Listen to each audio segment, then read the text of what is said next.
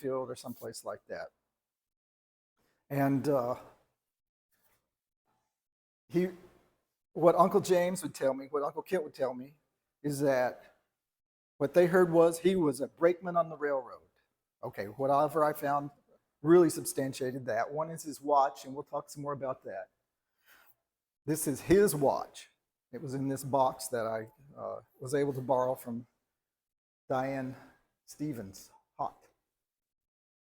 And you have to remember the time. This was in 1900 or so that he started working on the railroads as a brakeman. And the railroads were a big deal then, okay? If you've been riding in the wagon all your life and suddenly you get on a railroad and you're going somewhere, it's fast. They were a big deal in the 1900s and on, and it was a good job for young men to get into. So he did that. It also was a time when people were out getting land. We'll talk some about that. James Roy wanted some land, and he wanted a good living for his family. Now, Mark found this. I guess you still got the Bible, which I thought was really neat. Two things I got from this. James Roy believed in God. And we'll see that through some of the stories they tell him about it. But this Bible, October 13th, 1900, that's his 18th birthday. So by his 18th birthday, it's hard for you to see. It's hard for me to see. I think it says Roy Goodson at the top. He had been to, oh man, I'm having a hard time. I know it's Denver and New Orleans and Baltimore, and what's the top one? Chicago. Okay. He had been to those four places by the time he was 18. This is from a kid from a farm in Missouri. So he was excited about that. A lot of places. And the next slide I thought is a real neat one. It was in Kent's box. This is the caboose. James Roy is the middle man. It says it right, it's written on the back. He has a fawn he's holding, a deer fawn. I have no idea what the story about the deer fawn is. Is it alive? I'm guessing it's alive. I mean, it looks alive from what I can tell. It's not limp. How's that? Anyway, so further proof that he worked on the railroad. A brakeman worked often out of the caboose. A brakeman, at this time, when he first started, they didn't have air brakes. So when they got ready to stop, the brakeman started the caboose, jumped from car to car, setting each brake, turning each brake. It was a dangerous job. And you had to be nimble and you had to be quick. On the larger trains, there would be a brakeman at the back, there would be a brakeman in the middle. When they got ready to stop, they both started working down the line. And James Roy's brother Jesse, we'll talk a little about, he was also a brakeman, and he worked with James Roy on one of the trains, and it talks about one of his letters. All right, this you're not going to be able to see it all, I'm sorry, but I'll just tell you about it real quick. I actually learned a few things when I worked for the government, and the last place I worked was the Bureau of Land Management, and they have all the records that the General Land Office had when it was formed. The General Land Office is what gave all these people who went to homestead, they gave them what we would call a deed, or something that looked like a deed for that land. Once they had proved up on it, it's called. They had to farm it, work it for a certain length of time, and prove it, and then they would get it. So the Bureau of Land Management has these. If you have some relatives that homesteaded and you want to look them up, I can show you how to do that. You can find them and find when they homesteaded and where it was at and all this other good stuff. Anyway, James R. Goodson had a homestead near Snyder, Oklahoma, that he got issued a patent for in 1905. The period of time for James Roy that it's a little unclear other than he was a brakeman is what happened between 1900 and 1906. It's likely, this is me, there are probably more than one James R. Goodson, so it could have been a different one. But in his life, later life, he comes back to Snyder, Oklahoma quite a bit. So he knows the country. Snyder, Oklahoma is where Grandma Irene got picked up by Jewel Ellis to get married. They were in school there. I'll talk some more about that. So I'm thinking it's likely that he might have done this, and then he may have sold it before he got married, or he may have kept it. I don't know. But that's just maybe. Anyway, it was interesting to find him there. All right. James Roy is a cool dude on the left. Now, when they first started taking pictures, I didn't look, you may have known this, they had stamp pictures, the size of a postage stamp. That's what these two on the left are, size of the postage stamp. And they had all these props that the photographer had there. So James Roy has a cigar, he has what looks like hundreds of dollars in his hand, this kind of stuff.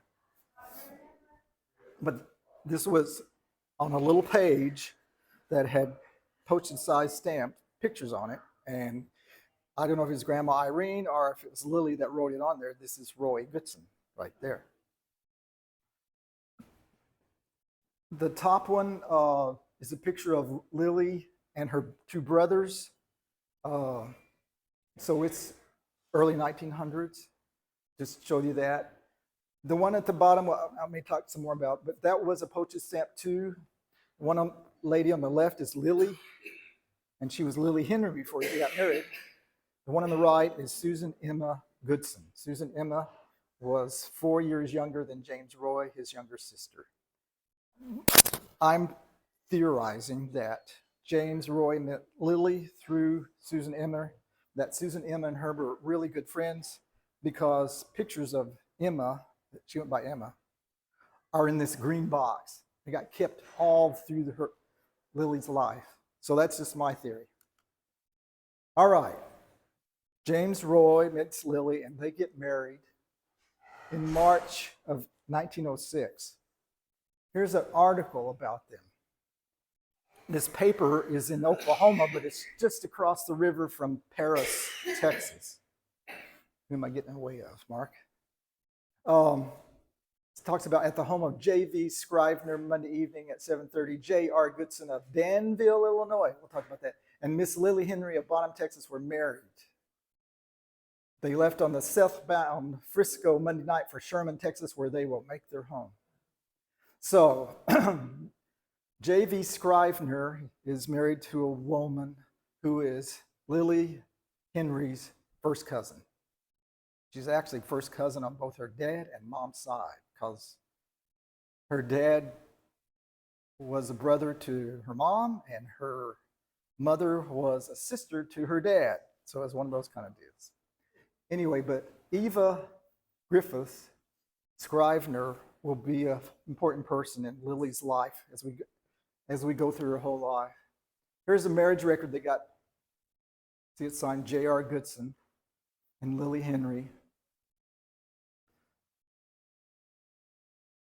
So they get married. I know you can't read this writing because it's hard to read otherwise. But I tried to, there were like 13 letters, 12 or 13 letters from Roy to Lily, first year of marriage. And very sweet letters, some of them very sad letters, some of them. Roy basically wanted to provide for his family. He could earn between $4 and $5 a day working as a brakeman. If he worked as a farmer or other common wage, he could get $2 a day. So there was a big difference. So he's trying to do that. The problem is Lily is stuck back at home, not with him. And he writes this one from El Reno, Oklahoma. So he is working, and remember, Oklahoma didn't become a state till 1907. This is in 1906, so it hasn't quite become a state yet. But he's working this railroad, going back and forth, and he says in here, we are in El Reno, but we'll leave tonight for Amarillo.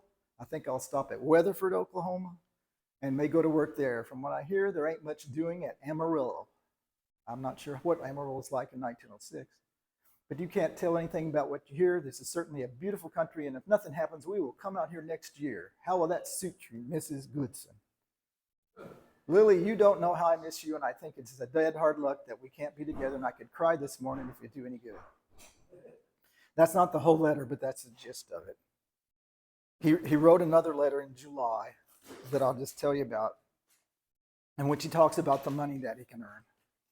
And Lily wants him back with her. Lily, in July of 1906, is pregnant with Marie, okay? She's going to be born the next year. So but Lily's mother's with her, so that's good for a while. Anyway, these letters are marvelous, and I transcribed them all. All right, to keep this time frame between 1907 to 1915 or so is pretty quiet as far as evidence of what he's doing other than being a railroad man and other stuff. But the kids are born. So Lily Marie Goodson's born in 1907. I think she was born in July or something like that. In Carson, Texas. When I first looked up Carson, Texas, all I could find was Carson County, Texas, which is in the Panhandle. I thought, what? But when I started looking at these letters, there's a postmark that says Carson, Texas on it. And it's one that he had written in Oklahoma, and it's going all these little post offices, stamp, stamp, stamp, till it gets into Bonham. So I looked up Carson, Texas in 1906. And Carson, Texas in 1906 was a little town in Fannin County, Texas, north of Bonham. And in 1907, they lost their post office because it had too few people. So it's a little place. Now, I've always saw that, and her brother is Carol, but they pronounce it Carl. And Bush corrected me on that. Even though it's spelled Carol, it's pronounced Carl. So, Carl James Goodson was born in 1908 in Spokane, Washington. In 1905, James Roy's father and his two sisters and younger brother went to Washington. And they had some idea, according to Ann Bush Cope, that they could get rich there. Well, they took off, made it to Seattle area, came back, and ended up near Spokane, Washington, on the western side of the state. Susan Emeth, Roy's younger sister, started teaching school. Her sister met a man, married him. Susan Emeth caught tuberculosis. Her sister came to take care of her. She caught it. And they both died in 1907 or 8, somewhere in there. So that was a sad story, but I bring it up. That's all I can figure is that's how Carl got born in Spokane. That James, Roy, and family went when they heard they were sick or their family was in trouble or whatever, and they went to try and help. That's all I can figure. I can't find any proof of that other than Carl was born in Spokane. He's got a birth certificate that says he's born in Spokane. And anyway, I asked Uncle James once about this. He said he had no idea why Carl was born in Spokane. So Irene's born in 1911 in Direct, Texas, which is in Fannin County. Evelyn, oh yeah, this is the one that I didn't change on this. That's supposed to be, that's not movie. I got auto-corrected there and I didn't catch it. But I'm trying to remember what it is. Evelyn Molly Goodson was born in 1912 in Bonham, Texas. And lucky Eunice got to be born near Portales, New Mexico. And so they go into Portales, and we'll talk some about that. Alvin Roy is the younger son. He's born in Paris, Texas. Back to Paris, Texas. I should ask, do you know where Paris, Texas is? Yes. Okay, good. Anyway, so do you know where Sherman, Texas is? Yes. Okay, so east of Sherman is Paris, and what is it? I don't know. Is it an hour away, 45 minutes to the east, something like that. But I used to work in that country when we lived in Decatur, and so I kind of am familiar with it. Lois, and I put Lois D here. Diane informed me that Lois told her she didn't have a middle name. That by the time they got the 7th child, they were out of names and they didn't mess with it. That's what Lois told me. But she's born in Mounds, Oklahoma, which is just south of Tulsa. So that's the area that the kids are born in. This was kind of interesting. This is a picture of James Roy and his 4 brothers. The other brother has already died, the younger one. And it's kind of neat because I found a newspaper article that you can't read, I can see, in about 8 papers in western Oklahoma and 1 in Kansas about this picture.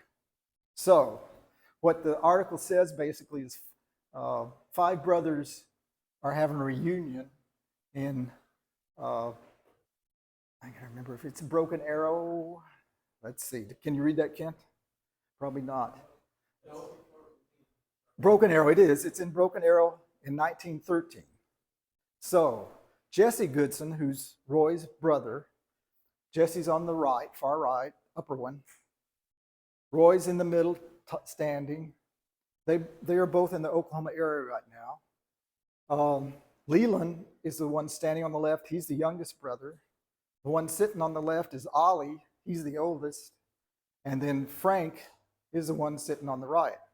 Ollie had never seen Leland in his life. They were that far apart. So Ollie lived in California. He came to visit his folks and brothers and Jesse and them, and didn't know these other people were going to be there anyway. Frank was kind of the same way. Frank lived in Sherman. Frank was an engineer on a train his whole life. Yeah, look at those tides and stuff. Isn't that neat? Okay. But anyway, it made news and it was in all these little papers, so that was kind of neat. The bottom picture is got 3 of the brothers in it. It's about probably 1919, somewhere in there. Anyway, but he and his brothers were pretty close, going by their letters and stuff. All right, I told you that Eunice, who was Irene's younger sister, was born near Portales, New Mexico. In 1907, James Brookings Henry went to Homestead in New Mexico, south of Portales. I found his record. I proved what he got, what land he got, and everything else. But you can look at that house, and that's a mansion in that time. That's a terrible looking house, isn't it? But anyway, but it's all bare ground around it. It's dry country, very dry country. So his son Fred went with him, and he homesteaded 160 acres nearby. Well, in 1914, I'm not sure why, but James Roy and family went to New Mexico, and they were going to homestead. And he went through the motions. I don't think he quite finished it up. What happened is they tended to starve out in this country. It was just too dry. His brother Jesse homesteads before this up north of Clovis, New Mexico. It's a little wetter there, not much, but a little bit. He tried it twice before he finally gave up, but anyway. Okay. Yes. Was there a railroad there, or why were they giving Yes, there was parcels of land? there was a railroad that came from the north, Clovis, down to Portales, and also then from Clovis over to Lubbock, kind of thing. Oh, yeah. So basically, that railroad is what they could ride on and stuff. Yeah.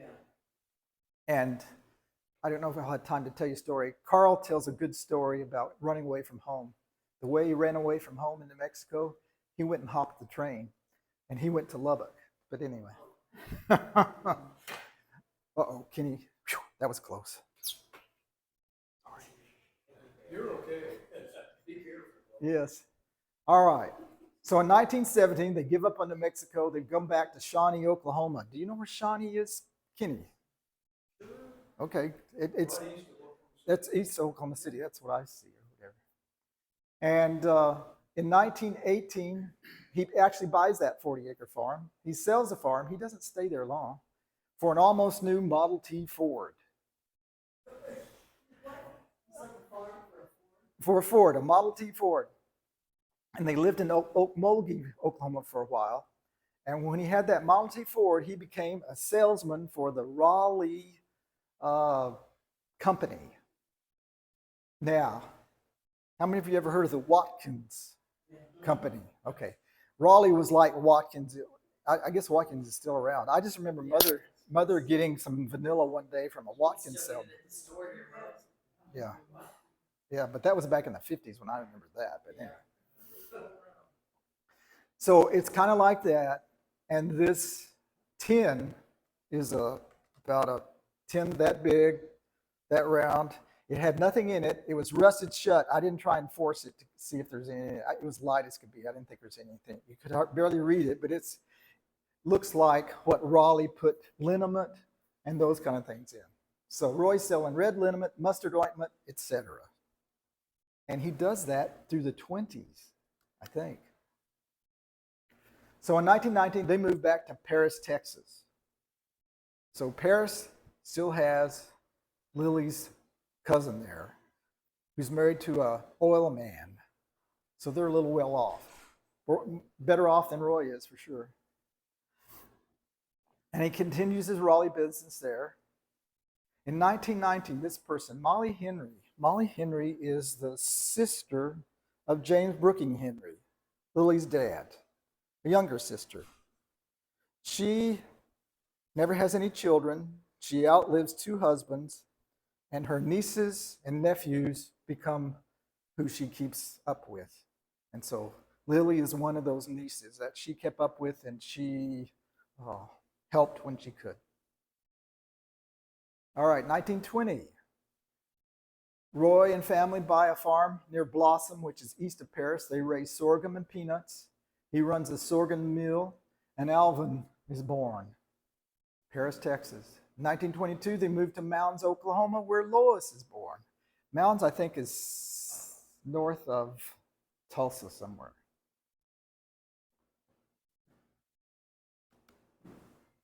But then in 1923, they go back to New Mexico. And this picture is a good one. I've put in here who all's there. And some of the kids, I think, are Fred's, but I'm not sure who they are. But anyway, basically, this is the Fred Henry and Lily Henry Goodson's families. These two. Paul Henry is the oldest son of Fred Henry. Fred is Lily's brother. And then James Brooking is the older man near Fred. And his wife, Amanda, is standing next to him. And Lois is in this, down, a little girl down the lower left. Actually, Grandma Irene's in this one too. Neat picture. Okay, 1925, a couple more years. They moved to Kanawha, Oklahoma, which is not too far from Shawnee country. So it's east of Oklahoma City. I found an article in a local paper about J.R. Goodson, a new Raleigh man, moved his family from Francis to Kanawha Wednesday, where they occupy the residence owned by Hugh Bowles. So he's the new Raleigh man. Now we're getting closer to Grandma, what's going to happen to her. 1927. This picture, Grandma Irene's the one on the left. This is a year before she gets married. The man standing next to her is her cousin, first cousin, Paul Henry. Evelyn Goodson, her sister, is next. And the far one on the right, I wrote down Irma. It may be Emma, but I think it's one of Fred's daughters, Fred Henry's daughters. This you can't see. This has some good stories, or starts a good story about Grandma Irene and Marie. What I've tried to show in this map, the red dot is where Goodman, Missouri is. And this picture is taken near Goodman, Missouri. Marie's on the right, Irene's on the left. And it's written on the back here. It's by a creek, Indian Creek, about 30 miles from Goodman. Irene and Marie. Irene is taller than Marie. Well, Irene ended up being taller than Marie her whole life because Marie was a short woman. I showed this because you see Miami, on the left. You don't have a... Yeah, there's a pointer at the top middle. The top middle. Okay, I'll try it.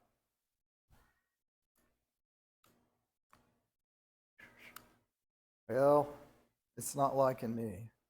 Anyway, Miami is here, and a place at the very bottom you see Grove. Grove is going to be, that area between Miami and Grove is going to be where Roy Goodson family ends up in the 30s and early 40s. But they're in this general area. The Osho's up above Goodman. Joplin's off this map a little ways, not far. So, Ann Bush Cope says that Marie said she and Irene went to school in Goodman, Missouri. And what's important about that is Marie was determined to finish high school before she got married. Forrest Cope wanted to marry her right now, but she wouldn't do it. So her father sends her to someplace where there's school, and Irene goes with her. They live in a little apartment kind of thing. And every weekend, he would go get them, bring them home for a while, take them back kind of deal. Every weekend, Forrest Cope would pass him going to visit Marie after he'd already left. And he offered to take him. He offered to be the ride for him, but Roy wouldn't do that. Roy is very protective of his daughters. That's an issue that we'll see. So, what happens in 1928, I think they got married in April or July, the summertime. Marie finally finishes high school in Oklahoma. Well, where she finished it was in Snyder, Oklahoma, where Grandma Irene was. And then goes to a relative in Texas where Forrest meets her and they get married. They eloped because Roy would not agree to it. He wouldn't agree to Marie getting married. So about 4 months later, Jewel Ellis somehow gets to know Irene Goodson in Snyder, Oklahoma. And if older sister did it, Irene can do it too. And Irene doesn't care if she finishes high school or not, evidently, because she never did, as far as I know. But they get married, and this is their marriage certificate. And I'll read it off to you. Jewel Ellis says he's 22 years old, because technically he was supposed to be at least 21 when he got married, but he was 19. Irene Ellis says she was 19 years old. She was 17. So they lied about their age. They have a witness down here, 2 witnesses, Clint Wood and Mrs. Clint Wood. Mrs. Clint Wood was Dovey Bateman's sister. So she is Jewel Ellis's aunt. And Jewel Ellis's aunt and her husband vouch for these two so they can get married. This is a story that Kent tells, Uncle Kent told. And so Pearl gave Irene a dress to wear, and Clint gave Jewel $20. So they got married. Now, that's what Uncle Kent told me, and I remember that part. What I didn't know is the part that Marie told Ann Bush Cope. James Roy Goodson found out about this shortly after they got married. He drove to Arapahoe. He tried to find them to stop it, but he was too late. So that, I'm sure Uncle James would have liked that part of the story. I don't know. I'll go over this real quick. I was confused about this picture because the man on the far right looks a lot like James Brooking Henry because he has this big mustache and stuff, and he's tall and slender. But that is actually Forrest Cope's dad, Arch Cope, and his wife Hattie is next to him. Lois is standing behind him in between us. That's Lois Goodson, the youngest one. And then there's James, Roy, and Lily. Forrest is behind Roy. And the lady behind Lily, I'm not sure. I'm guessing that may be a sister of Forrest, but I don't know. And then Mrs. Johnson is on the left. This is a neighbor. In a lot of pictures, they would take the neighbor with them wherever they went. I guess maybe she liked to drive. I don't know. But anyway, she's in some of it. My mother told me that story, Mrs. Johnson. All right. You won't be able to see this, but there's a good story about it that I didn't know when I got the picture. I looked at it and I could see James Roy on the right, Lily on the left, and the tall lady above the sign looked like Lois to me. So I figured that's Lois. Then there's this blonde kid right there standing up. And looking at the picture, once you enlarge it on a computer screen, I thought it looked like Norma Jean Kidwell. So I called Norma Jean the other day. I hadn't talked to her in years. She's 88. She and Reese, her husband, are doing well. And she started telling me stories. If we get time, you want to hear them, I'll tell you some of the stories. She told a lot of stories about James Roy Goodson. But one of them was this. How she remembers this. You guys probably have better memories than I do. But she was between 3 and 4 years old. Her parents lived in Diamond, Missouri, which is not far from, it's south and east of Joplin, so not far from where James Roy and Lily lived. So James Roy and Lily decided they'd just take Norma Jean with them to Portales, New Mexico to see Lily's parents. So off they went. And Norma Jean says she remembers that Lois got in trouble because she was teasing Norma Jean, and Norma Jean started to cry. So Roy had to reprimand Lois, I guess. But anyway, they go to see Lily's parents, and then they go down to Albuquerque to see Aunt Molly. Aunt Molly is Molly Henry, who is Lily's aunt, who married a man named Charles Tall, who had a big ranch in New Mexico. Uh-oh. All right. So Roy dies in 1941. He's 58 years old. This is in a paper. He had operated the Goodson Appliance Company for a number of years. And Granddad Jewel worked for him at that time. So this was a shock. He died of a heart attack, Grandma Irene says. You seen that picture? That's that big one. It is. It's a good picture. He turned 50 in this picture, and this was his favorite picture, according to Marie. Yeah. All right. Do you want to? Right. That's what I'm assuming. Uncle James was named after. Right, James Roy Goodson. So was Ronald. Is that right? Ronald Roy. Ronald Roy. Okay. So. Yep. Ronnie's named after him too. His middle name. Yeah. Yeah, I didn't know that. Ronald Roy. Now, I see Stephen looking a little bored, but he hasn't nodded off yet.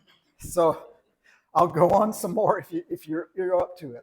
The rest of these are kind of just highlight pictures from what's in this green tin box, which is that right there, and a few other things that were in Uncle Kent's box. And it won't take long. I'll go through them pretty quick. Famous last words. So in this box is like this long, that tall, that wide. It's not a big box. It's a little box. It's a metal box, and they call it the green tin box.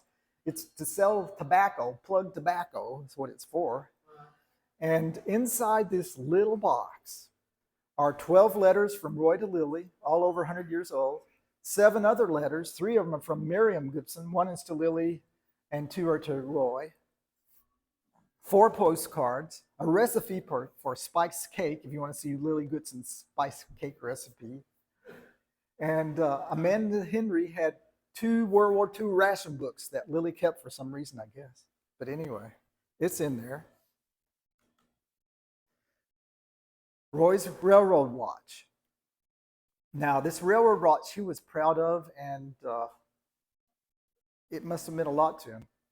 This little card that you can't read, I think Kit told me that's a little rare to have this card with this watch. Yeah, so railroad watches were important, as Jimmy pointed out, because people were going fast. And up until that time, every town had the time was when the sun was straight above, that's noon, wherever you are. But that didn't work when Dallas is 10 minutes different than Fort Worth. And so they, had to come up with railroad standard time, and they had to have the railroad watches to keep from the trains hitting each other. There were a couple of major accidents before they got that going.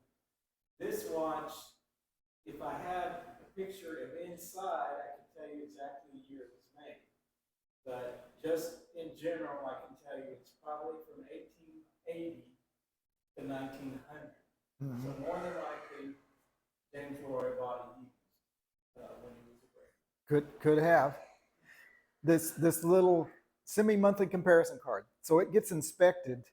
The date on it's 1912 that it was inspected by the railroad company to make sure it's accurate. And they had to do this every few months. Right. They had to go in, they would be certified, okay, my watch is keeping a good time. Right. Keep using it. So that's the watch. It's neat. Inside that tin can is a full dress. That's the name on it. Tobacco can. It looks like the can that I remembered my granddad Dickerson getting tobacco off, putting in a roll of paper and rolling up his cigarettes. It's just a little tin about this big and about half-inch wide. Inside that are 23 tin types. Now, do you know what tin types are? They're a type of pictures. They're one of the earliest type of pictures. So they didn't put the chemical on paper, they put it on metal. And I'll show you some of those. I was able to identify 4 fairly confidently. The other 19, most of them are young men, some young ladies. I'm guessing they're Goodsons, Henrys, or Griffiths. That's what I'm guessing, but I couldn't tell you who they are.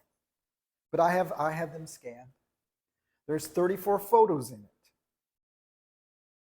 There's the salve tin that I showed you the picture of earlier. Roy's straight razor was in this thing. He had a billfold.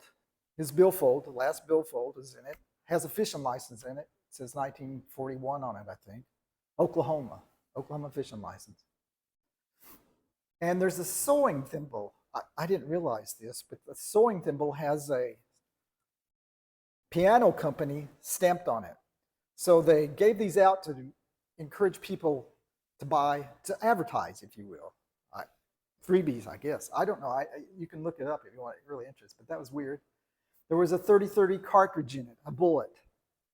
And Diane had no idea why that bullet was in this box, but it was a live bullet.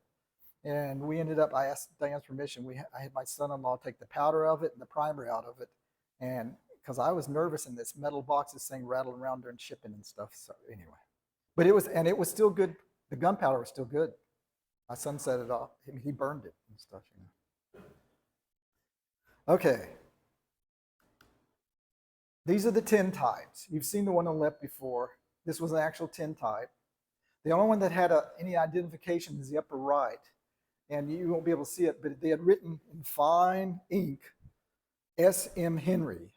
Squire M. Henry was James Brooking Henry's younger brother. He became a doctor. He lived in the Bonham area for a while. He actually, first job as a doctor was up at Groom, Texas. If you know where the big cross is, that's Groom, Texas. But anyway, I don't think he was there for very long. He ended up in California, I think. Amarillo. Amarillo? Okay. All right. The farthest one down, this is one that I wish this is who this is, but I have a little logic. There's nothing written on it.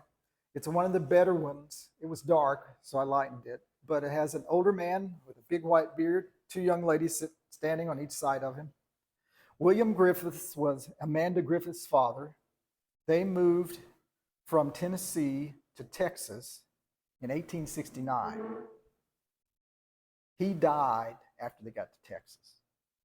Grandma had that in one of her notes. And I can find very little about him. But he had a number of daughters. So I'm just thinking that's a possibility. It's about the right time frame. And Amanda Griffiths would have kept it if she had it with her. All right. This is Lily Henry and Susan M. Goodson. The only difference between this and the other one I showed you, this is on an actual photo. It's about this big and this big. It's not a stamp photo. So Lily or somebody had it enlarged, if you will. These are kind of neat photos. The upper right is one of the Goodson family, and Amanda Griffiths Henry is standing next to Marie, who's in the very middle in the forefront, and Irene is on her other side of Granny there. And it's the Goodsons, kind of neat. The one down below is a Christmas card, probably from the 40s. Richard and Annie Goodson. Annie was James Roy's sister, and that's one of the few pictures I found of her, but that was in here. There was nothing written on the Christmas card. It was just the card kind of thing. All right, these you won't be able to see. These are example of postcards. The one on the left, Alvin Goodson, James Roy and Lily's youngest son, wrote this from Mexico City. He liked to go to, he went at least twice to Mexico City. Roy's mother, Lily. The postcard on the right is from Squire M. Henry to his brother James Brooking Henry in Redland, New Mexico. Anyway, it was kind of a fancy for that time, I thought, little postcard. Can I interrupt you? You betcha. I remember going to his house, and he had all kinds of really neat stuff from Mexico. Alvin's? Yes. And obviously, you can tell that he traveled. Yeah. One of the in the letter he wrote, besides the card, he wrote some letters to Lois and his mom. He was asking Lois about some kind of jewelry, if she wanted it or not, because it was really inexpensive in Mexico. Oh, Anyway. All right. This just to tell you a story about a little bit. This is a promissory note from James Roy Goodson and Lily Goodson to Miriam J. Goodson, to his mom, for $400. This is in 1929, September 1929. $400 was a lot of money in September of 1929 when the stock market's going bust and all sorts of bad things are happening. And how she had that money, I don't know. But she had it and she lent it to them. They started out on the right at 400. They end up down at 200 in 1937. So that's some like 7.5 years later, they had paid half of it off. But one of the letters from Miriam to James Roy talks about finances a little bit. James Roy wasn't the only one she lent money to. She lent money to 2 of her son-in-laws. She accepted some money from Frank, her older son, back when they were in Washington, and she kept track of that all these years. That was in 1907, and see, this is the letters in 1930s or whatever. She wanted to pay him back. Anyway, a remarkable lady. All right, this picture was in Uncle Kent's box. It's a neat picture.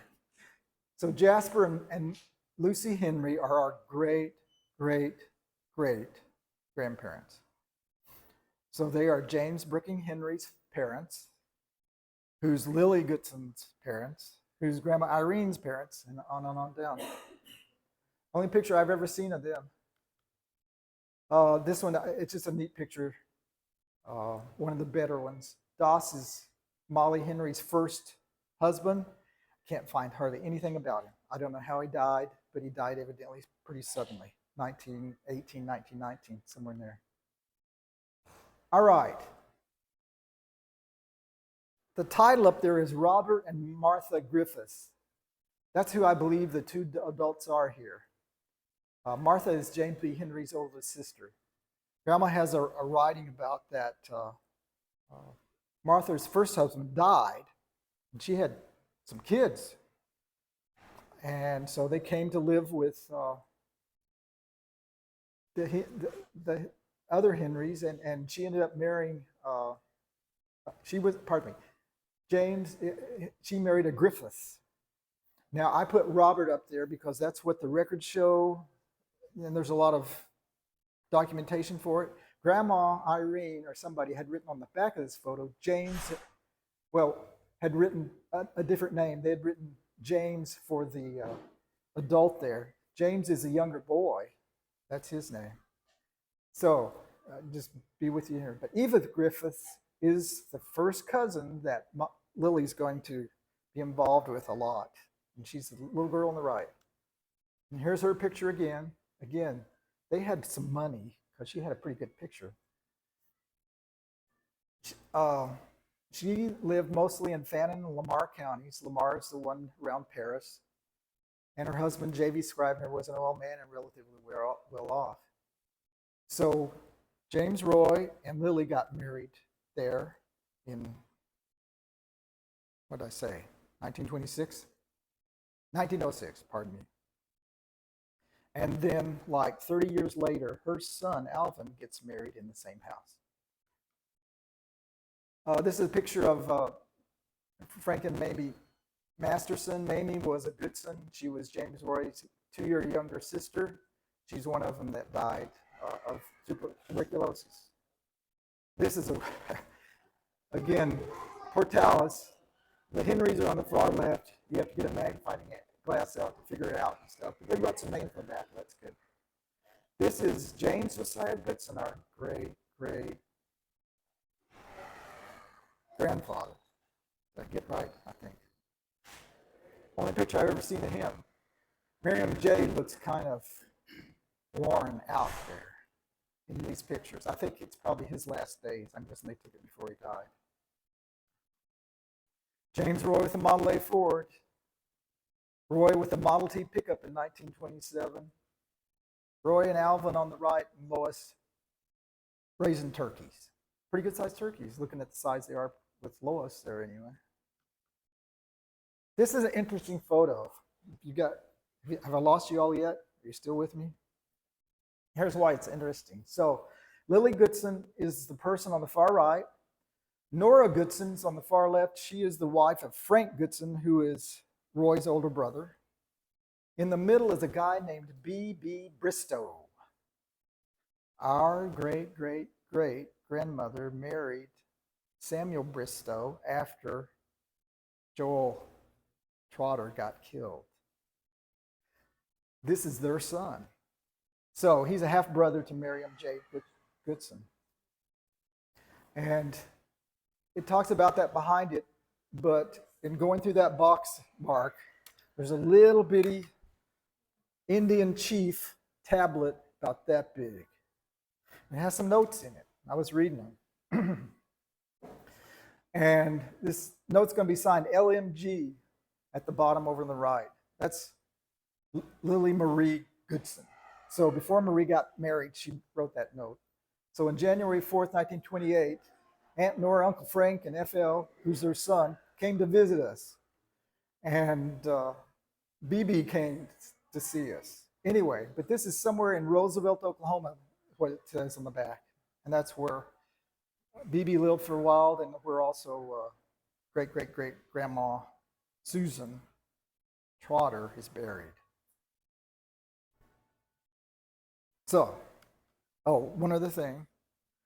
She said, Marie says, we had fun playing rook and Kodaking. So they had fun taking pictures and playing rook. This is a neat one. It's out of focus, even if you could look at it real good. But it has the family there. And James Ellis, I've got his name under him. Start a site, I can tell you that. And behind him is Joyce Ellis. She's got half her face hidden, I think. And over to Joyce's right is Shirley Ellis. And over to Shirley's right is Sidney Ellis. And if you look if you can tell which one is Roy Goodson, he has kind of a straw hat looking thing on it. To the left of him looks like a guy who should be riding a motorcycle. That's Jewel Ellis. So he's there for that. It's a neat hat. I'd like to see that. Anyway, Lily Goodson's, this is after James died, a picture of her walking down the sidewalk. And then Carl and Eula get married. And I saw this is one of the pictures that was over here. This was a neat picture, I thought, a really neat picture. So after James Roy died, Jewel couldn't make it there just on what he was doing. So they went back to Washington in the wintertime. And I think this is January of 43, worked on the orchards there. They don't stay very long, they come back. But it's a neat picture of them because the young man on the far left is Sidney, and he reminds me of somebody named Kenny Ellis when I look at it. But anyway. But Joyce is happy. Mother doesn't look too happy there. I don't think Mother wanted to move. I think she liked her Aunt Marie. But anyway. Kent's down at Grandma Irene's feet, and there's James Roy again below Jewel. These are some old pictures. Go real quick. Carl is in the Navy uniform. He's about to go off to Battleship Oklahoma. This is just before he leaves for the Pacific. He's going to be on the Battleship Oklahoma during World War II at the end of the war. Irene, it's hard to tell. She's standing next to him. And her sister Evelyn and her husband Garland Cope is next to her. The upper right one is Lily on the left, Irene in the middle, and Marie on the right. And there's a picnic. There's a lot of Goodsons you can recognize if you get your magnifying glass out. Norma Jean is in this one. Young lady on the left. And this is Lily and all her daughters. I'm guessing this was in the 40s, but I don't know for sure. Late 40s, maybe. The picture on the upper right, it's hard for you to tell because you can't see, but it says Kent, 3rd grade. And Kent is the bottom row, second from the left.